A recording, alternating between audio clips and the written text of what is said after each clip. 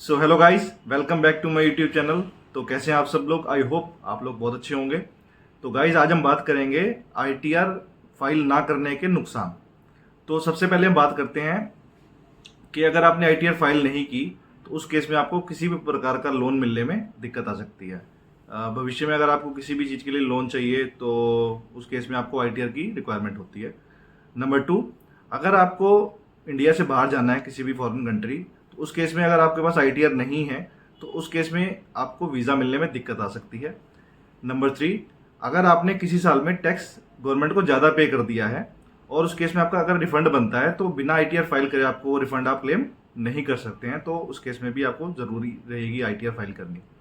Number four, अगर आप कोई भी बिजनेस कर रहे हैं और उस साल में किसी भी साल में अगर आपका कोई भी बिजनेस में लॉस है, बिना आईटीआर के फाइल किए आप उस लॉस को कैरी फॉरवर्ड नहीं कर सकते हैं, तो आपको आईटीआर उसके लिए फाइल करनी ज़रूरी है।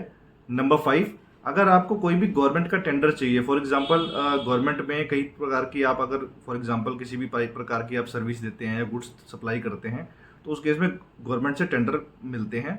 उस केस में अगर आपने आईटीआर फाइल नहीं की है तो उस केस में आपको टेंडर मिलने की संभावनाएं बहुत कम हो जाती हैं। और अगले केस की अगर मैं बात करूं तो टैक्स क्लियरेंस सर्टिफिकेट मिलने में भी बहुत प्रकार की दिक्कतें आती है अगर आपने आईटीआर फाइल नहीं की है। और लास्ट एंड मोस्ट इम्पॉर्टेंट, अगर आपको आईटीआर फाइल करनी मैंडेटरी थी और आपने फाइल नहीं की तो उस केस में इनकम टैक्स डिपार्टमेंट आपको नोटिस इशू कर सकता है और इंटरेस्ट और पेनल्टी भी लगा सकता है। अब आप सोचेंगे इनकम टैक्स डिपार्टमेंट को कैसे पता लगेगा कि हमारी इनकम है और हमें आईटीआर भरनी चाहिए थी? तो गाइज, आपको ये बात पता होनी चाहिए कि आपके पैन और आधार लिंक्ड हैं, तो गवर्नमेंट को इन चीज़ों का सब कुछ पता चल जाता है। तो आज ही अपनी आईटीआर फाइल करें।